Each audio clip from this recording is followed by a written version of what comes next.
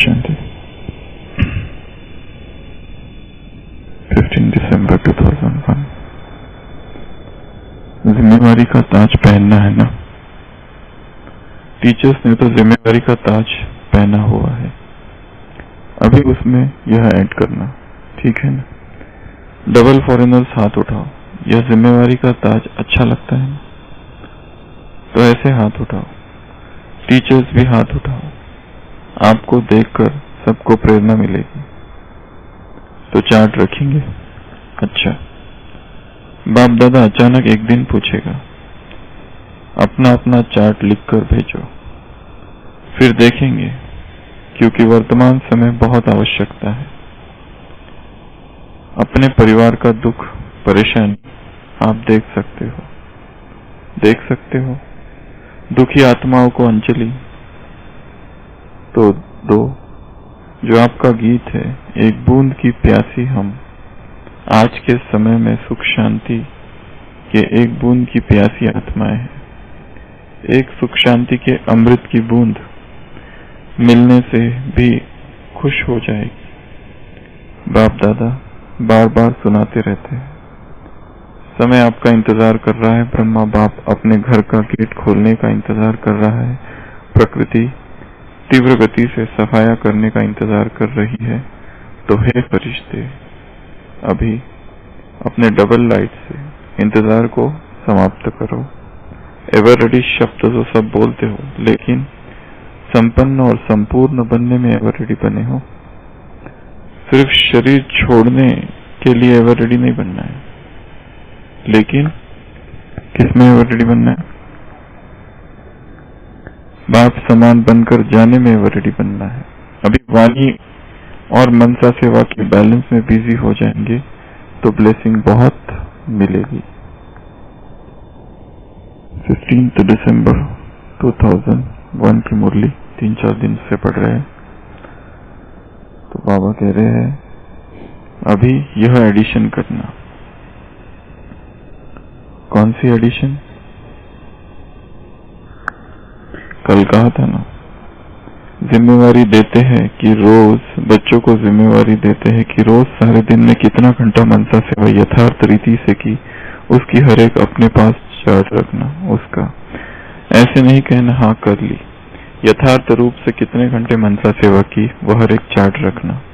फिर बाप दादा अचानक चार्ट मंगाएंगे, डेट नहीं बताएंगे, अचानक मंगाएंगे। देखेंगे कि जिम्मेवारी का ताज पहना है या हिलता रहता है। जिम्मेवारी का ताज पहनना है ना। टीचर्स ने तो जिम्मेवारी का ताज पहना हुआ है, अभी उसमें यह ऐड करना, ठीक है ना। डबल फॉरेनर्स हाथ उठाओ। यह जिम्मेवारी का ताज अच्छा लगता है, तो ऐसे हाथ उठाओ।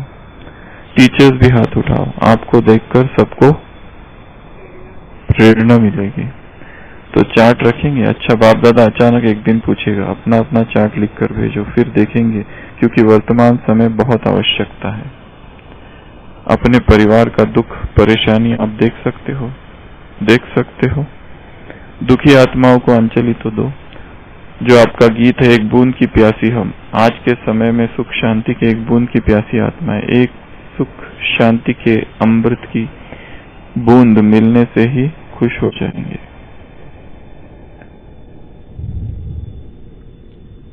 जिम्मेवारी का ताज।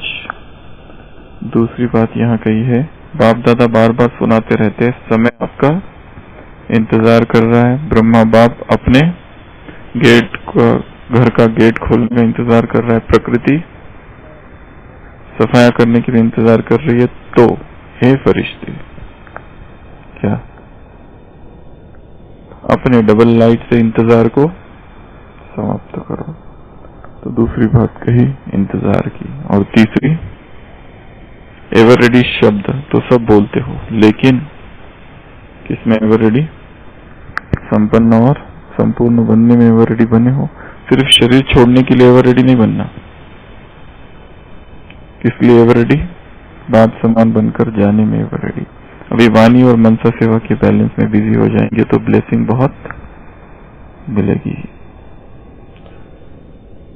तो जिम्मेवारी का ताज हिलता तो नहीं है, और बाबा अचानक पूछेंगे एक दिन, कौन सी जिम्मेवारी का ताज पहनना है। मनसा सेवा की जिम्मेवारी का ताज। कौन सी जिम्मेवारी का ताज पहनना है? संसार की आत्माओं के दुख, दर्द और परेशानी को समाप्त करने का। स्वयं को जिम्मेवार समझना, रिस्पॉन्सिबिलिटी। रिस्पॉन्सिबिलिटी के कई सारे अर्थ होते हैं।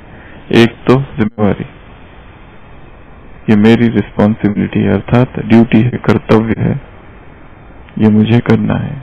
दूसरा एक अर्थ भी होता है आई एम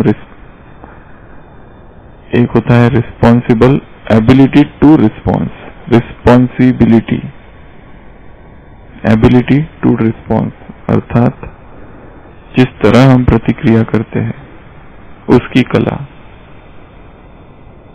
वो है एबिलिटी, वो भी रिस्पॉन्सिबिलिटी में आता है। तो ऐसे दो मुख्य रूप से रिस्पॉन्सिबिलिटी के लिए कहा जाता है। तो रिस्पॉन्सिबिलिटी किस बात में, किन चीजों में? एक तो कहा कि दुखों से छुड़ाना, इस पर हमने कई बार चर्चा की है कि स्वयं को जब हम रिस्पॉन्सिबल समझते हैं तो क्या हो जाता है? पावर ऑफ रिस्पॉन्सिबिलिटी कहा जाता है। रिस्पॉन्सिबिलिटी भी एक पावर है। जितनी ज्यादा रिस्पॉन्सिबिलिटी अगर किसी को हो, उतनी ही उसी अनुपात में उसे शक्तियां भी आ जाती है। Great responsibility, great power, great power, great responsibility. तो स्वयं को रिस्पॉन्सिबल समझना, ये एक बहुत ऊंची धारणा है। एक पिता अपने बेटे से कहते हैं कि बेटा बहुत ध्यान से चलना, केयरफुल हो। तो बेटा कहता है यू बी केयरफुल,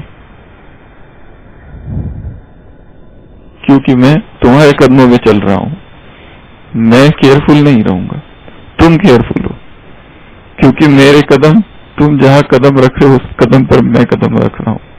अगर हम दुनिया वालों को कहें कि ध्यानपूर्वक चलो, तो वो क्या कहेंगे? पहले तुम ध्यानपूर्वक चलो, क्योंकि हम तुमको फॉलो कर रहे हैं। तो इससे पहले कि हम किसी को कहें बी केयरफुल, क्या करना है? पहले हमें केयरफुल हो जाए, नहीं तो छोटा बच्चा जैसा कह रहा है वैसे हो जाए। हमारे कदम केवल दुनिया को उपदेश देना, केवल वही हमारा लक्ष्य नहीं है। उपदेश तो कोई भी दे सकता है। उपदेश देने के लिए क्या चाहिए? थोड़ी सी बुद्धि, थोड़ा सा ज्ञान, थोड़ी सी अथॉरिटी, और उपदेश देना चालू। तो स्वयं को रिस्पॉन्सिबल समझना और उतनी गहराई से समझना कि हम रिस्पॉन्सिबल है। किस चीज के लिए रिस्पॉन्सिबल है? हमारे एक एक संकल्प, हमारा एक एक बोल, हमारे शब्द, हमारी भावनाएं, हमारी कल्पनाएं, हमारे भाव, ये सभी संप्रेषित संसार में होते हैं। सारे संसार में ट्रांसमिशन हो रहा है इसका, एक एक संकल्प का। हमें नहीं पता चल रहा है, परंतु हो रहा है। क्यों ऐसा होता है कि संसार की आत्माएं मधुबन में आती है और ऐसा होता है कि जैसे उनका टेंशन किसी ने खींच लिया। कुछ दिन अव्यक्त मुरली में एक शब्द आया था ना, टेंशन, जैसे वो तुम्हारे पास साइंस की मशीन है, वैक्यूम क्लीनर, वो कैसे खींच लेती है, सक कर लेती है, वैसे तुम भी खींच लो। तो वैसा अनुभव होता भी है आत्माओं को। क्यों होता है? क्योंकि संसार में इतना दुख, अशांति, परेशानी और टेंशन है, यहाँ के वायुमंडल में आते ही वो थोड़े समय के लिए लुप्त हो जाता है। क्यों? वो केवल स्थान का ही नहीं, यहाँ रहने वाली जो आत्माएं हैं, उनके श्रेष्ठ संकल्प, उनका पवित्र जीवन, जहाँ पवित्रता सहज और नेचुरल हो गई, अब उसका वो जो संघर्ष था वो खत्म हो गया है, सहज पवित्रता है। अब पुरुषार्थ बहुत सारी दूसरी चीजों का या सूक्ष्म रूप का है पवित्रता के। तो रिस्पॉन्सिबिलिटी किसकी? संकल्पों की, भाव की, भावना की, कल्पना की।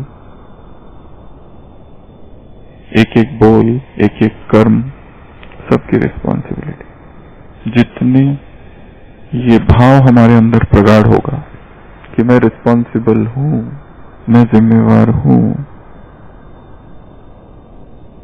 ऐसा नहीं कि अभी नहीं है परंतु इंटेंसिटी उसकी प्रगाढ़ता, वो जितना भाव सघन होगा उतना ही, कहीं कहते हैं कि अगर तुम्हें मुक्त होना है तो रिस्पॉन्सिबल हो जाओ पहले, रिस्पॉन्सिबिलिटी से फ्रीडम आएगा।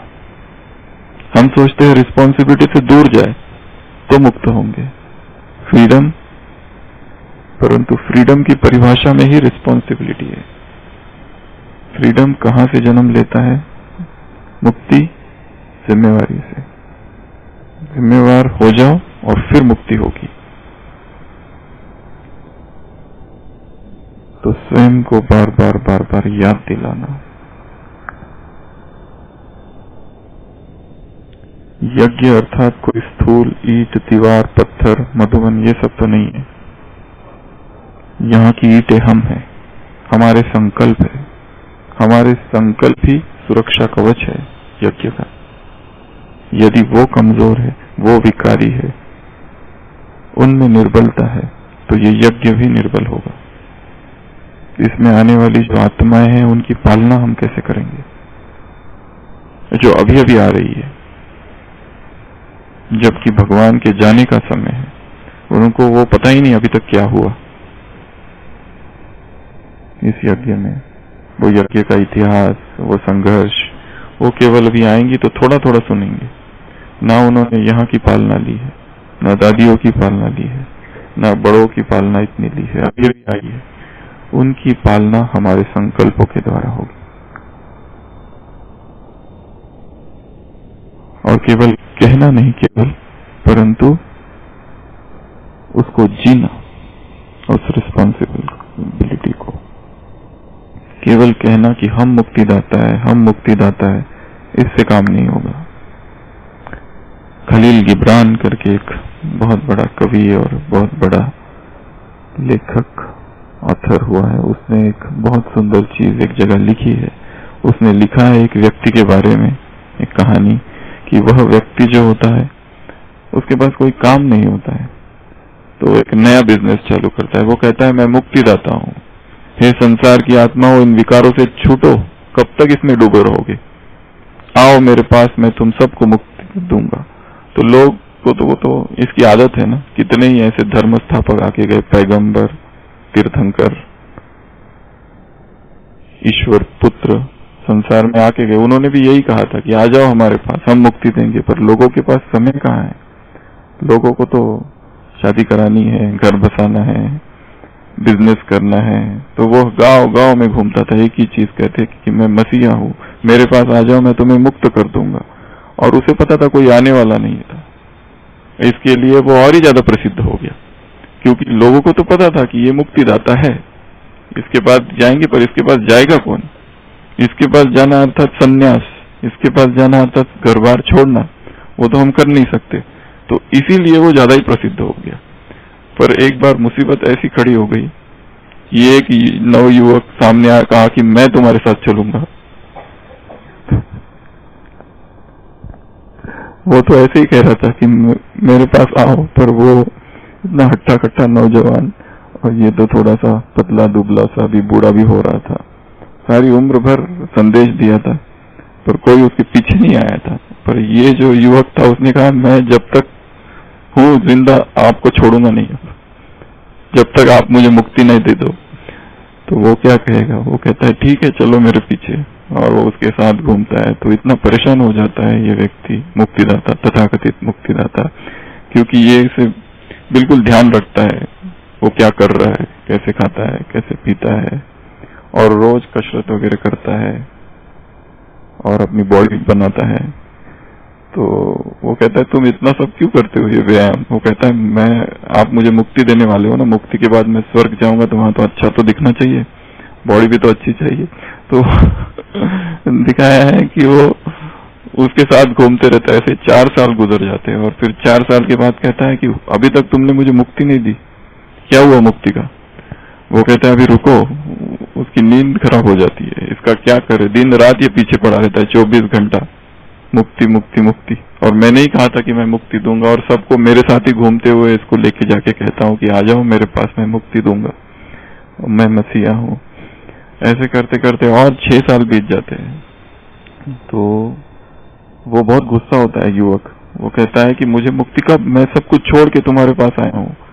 वो कहते हैं कि मुक्ति मैं कहाँ से दूं तुमको, मुक्ति का मुझे कुछ भी पता नहीं, मैं भी पता नहीं मुक्ति का क्या होती है, स्वर्ग क्या होता है। मैंने तो एक बिजनेस के रीति से चालू किया था और तुम तो सही में मेरे पीछे पड़ गए हो, और तुम मेरे शिष्य हो कि ऐसी बातें मत करो। वो कहता है मैं सबको बता दूंगा अब। वो कहता है ऐसा मत करो, तुम मेरा पीछा छोड़ो। वो कहता है मैं तुम्हारा पीछा तभी छोड़ूंगा जब आप ये मुक्ति का बिजनेस बंद करोगे। मैं तुम्हारा पीछा तभी छोड़ूंगा जब तुम ये बिजनेस मुक्ति देने का दूसरों को बंद करोगे। तो दिखाया है उसने इसी तरह से कि केवल कहने मात्र नहीं, केवल कह रहे हैं हम मुक्तिदाता है, हम मसीहा है, हम उद्धार मूर्त है, आधार मूर्त है जगत के, और हमें उसका कुछ भी अनुभव नहीं, ना कुछ पता है उसके बारे में।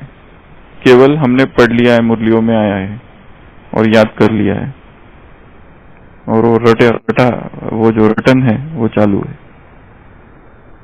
क्या उस मुक्ति का हमें अनुभव है? मैं मुक्त हूं, कोई भी बंधन, emotional bondage, physical bondage, intellectual bondage से मुक्त। कोई आत्मा ना हमें याद करे, ना हम किसी संसार की आत्मा को याद करे। वो जो लगाव है जिसमें मन डूबा रहता है, उससे मुक्त। कोई हमें मिस ना करे, हम किसी को मिस ना करें। मैसेज भेजते हैं ना, आई एम मिसिंग यू, वो कर रहे हैं, इसका मतलब हमने ही अवसर दिया है उन्हें, हमने ही अवसर दिया है, हमने ही थोड़ा सा झुकाव दिखाया है, इंटरेस्ट दिखाया है, प्यार प्रकट किया है, मर्यादा के विरुद्ध सुख देने का प्रयत्न किया था, शब्द बोले थे, भावनाएं प्रकट की थी कभी ना कभी। तभी तो उनकी हिम्मत इतनी बढ़ गई।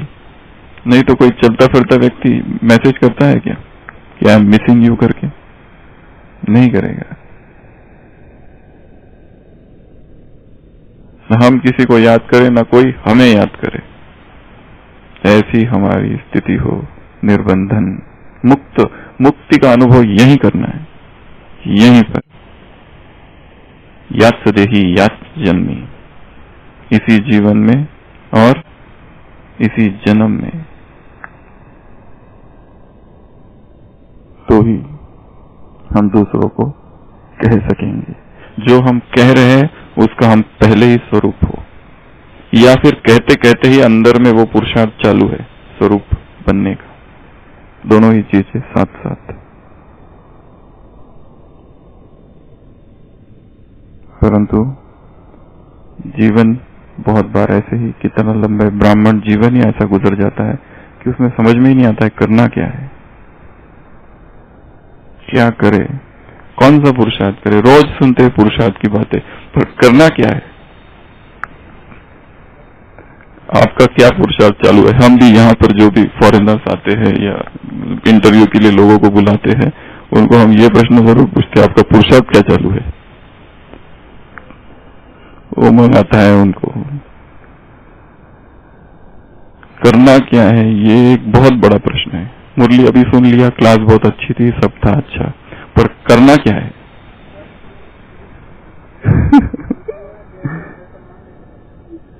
नहीं, जरूरत तो है, नयापन तो लाना है, विचारों में नयापन। वो जो कह रहा है वो तो सबको पता है, पर मुझे क्या करना है उसके साथ? करना क्या है, बस यही एक प्रश्न है। महाराष्ट्र में एक महेश सुरेश भट्ट है, वो बहुत अच्छी एक कविता लिखी है, उसमें उन्होंने कहा है, एक माझा प्रश्न लाख मोलाचा, हे करावे की ते करावे की ते करावे की ते करावे की ते करावे। एक ही मेरा प्रश्न है $1 मिलियन, पर मुझे ये पता नहीं, एक ही प्रश्न है समाज के लिए। वो कह रहे ये करे कि वो करे कि वो करे कि वो करे कि वो करे कि वो क्या करे?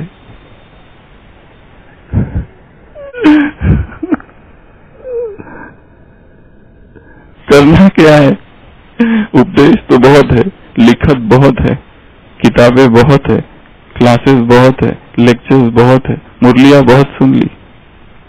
वो महाभारत में दिखाते हैं ना, सांदीपानी के आश्रम में जो श्री कृष्ण और उसका भाई रहता है ट्रेनिंग के लिए गुरुकुल में तो वहां से वो परशुराम आता है, तो परशुराम उनको कहता है कि वो कृष्ण उनको कहता है कि आप आए, तो परशुराम उनको कहता है तुमने ही मुझे बुलाया है, माखन बहुत खा लिया, माखन बहुत खा लिया, रास बहुत खेल ली, लीलाएं बहुत कर ली, अब वो करो जो करने आए हो इस धरती पर। वो दिखा है ना, गुरुकुल के वहां से पहले गोकुल से कंस को मारता है और कंस को मारने के बाद सीधा सांदीपानी के आश्रम में चले जाता है। अब तक का जीवन इस तरह से गया है, तो उसको कहता है कि ये सब तुमने बहुत कर लिया, रास बहुत खेल ली, लीला बहुत कर ली, माखन बहुत खा लिया, अब वो करो जो करने आए थे। क्या करने आए थे और क्या कर रहे हैं? मुरलियों में भी आता है, बाबा कहते हैं ना, अब वो करो जो करने आए थे। बी रिस्पॉन्सिबल, ये सोचना, ये समझना, ये जानना कि मुझे क्या करना है। जिस तरह की मेरी परिस्थितियां है, जो सेवा मुझे दी गई है, जिस स्थान में मैं हूं, उस स्थान में जितनी बुद्धि है उस बुद्धि के साथ, जैसे संस्कार है उन संस्कारों के साथ, जैसा पास्ट है उसकी पृष्ठभूमि पर मुझे अब क्या करना है, ये मुख्य प्रश्न है। टू बी और नॉट टू बी, बस ऐसे ही ना कहते रह जाए हम हैमलेट की तरह। क्या करना है, ये करे कि वो करे। तो रिस्पॉन्सिबिलिटी, मेरी क्या रिस्पॉन्सिबिलिटी है, जहां मैं हूं वहां पर मुझे क्या करना है। दूसरी बात यहां बाबा ने इंतजार की कही है। उस दिन हमने पुकार पर चर्चा की थी, जो हमें पुकार रहे वो इंतजार भी कर रहे हैं। यहाँ पर बाबा कह रहे समय पुकार रहा है, समय इंतजार कर रहा है, ब्रह्मा बाप इंतजार कर रहा है, प्रकृति इंतजार कर रही है, और एडवांस पार्टी इंतजार कर रही है, शिव बाबा इंतजार कर रहा है, मधुबन की संपूर्णता, संपूर्ण स्वरूप, और काल, समय, श्रेष्ठ कर्म, कर्तव्य, महान अंतःकरण की आवाज, वो तो पुकार है, ये आज इंतजार कह रहे बाबा। तो जो हमारा इंतजार कर रहे हैं उनका इंतजार बाबा कहते हैं खत्म करो। अगर हमें ये न्यूज आ जाए या कोई आके कहे कि कोई आपका इंतजार कर रहा है वहां पर 1 घंटे से, तो हम थोड़ा जल्दी करेंगे पहुंचने के लिए। या कोई फोन करके बता दे कि हम लोग 2 घंटे से आपका वेट कर रहे हैं, कहां पहुंचे, तो हम कुछ तो करेंगे जल्दी जाने के लिए, जल्दी पहुंचने के लिए। वो त्वरा तो होगी ना, तो जल्दी करना, धीरे धीरे नहीं है, फास्ट। 1 सेकंड में, अगले संडे है 6वां प्रश्न, एक पुरुषार्थ 1 सेकंड में पहुंचना। करेंगे, देखेंगे, प्लान बनाएंगे नहीं, तीव्र पुरुषार्थ है 1 सेकंड में करना, हर बात को तुरंत करना, हर चीज को। अभी अभी सुना, अभी अभी किया, अभी अभी सुना, उसके ऊपर गहरा चिंतन किया, अंदर में समाया और फिर तुरंत किया। बिना अंदर समाये वो एक्शन में नहीं आता। आत्मा को प्रवचन न प्रवचन लभ्या, प्रवचन से आत्मा को नहीं पाया जा सकता। न मेधावी, मेधा से पवित्र आत्मा को नहीं पाया जा सकता है, शास्त्रों में लिखा है। न प्रवचन से, न तर्क से, न बुद्धि से, गहराई में जाना होगा, तो ही इस आत्मा तक पहुंचा जा सकता है, इसके संस्कारों को जाना जा सकता है, इसको समझा जा सकता है। जो सूक्ष्म बातें हैं ज्ञान की, वो बिना उस गहरे तल पर उतरे समझी ही नहीं जा सकती। आत्मा के तल पर जब तक हम नहीं उतरते, तब तक ये बातें केवल शब्द है, वो हमारी नहीं है।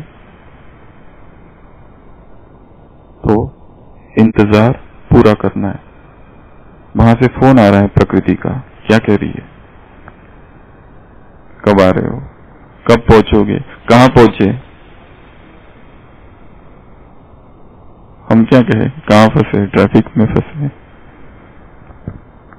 विचारों के, संकल्पों के, बंधनों के, संबंधों के फंसे हैं बीच में, वो इंतजार कर रहे हैं। इंतजार। और तीसरी बात बाबा ने यहां कही है, कौन सी, एवर रेडी। एवर रेडी अर्थात वो तो है, रेडी अर्थात तैयार, सदा तैयार। क्या ऐसे हम तैयार हैं? बाबा कह रहे किस किस बातों के लिए तैयार? यहां जाने के लिए, केवल शरीर छोड़ने के लिए नहीं, संपन्न बनने के लिए तैयार। तैयारी की भी तैयारी आवश्यक, एवर रेडी की भी तैयारी। अभी इसी वक्त अगर भगवान यहीं आ जाए, यही सभा में, और कहेंगे चलो, तो हम तैयार हैं अभी, राइट नाउ, कि फोन करना है, किसी को इन्फॉर्म करना है, कमरे को लॉक करना है, मोबाइल से कुछ डिलीट करना है कुछ ईमेल्स क्लियर करने हैं अब भी आ जाए यहां और कहा चलो, मैं लेने आया हूं, चलो, बस सब छोड़ा और चल दिए उसके साथ। ऐसी स्थिति है, ना किसी को देखना है, ना किसी से मिलना है, ना किसी से बात करना है, ना कहीं कुछ चेक करना है, ना कुछ रखना है, ना बैंक का सोचना है, ना घर का सोचना है। ऐसे केवल संसार में थोड़ा सा रहे हुए, ऐसी निर्लिप्त, ऐसी अलिप्त स्थिति, या केवल ये कहना कि हम तैयार हैं, हम तैयार हैं, हम तैयार हैं।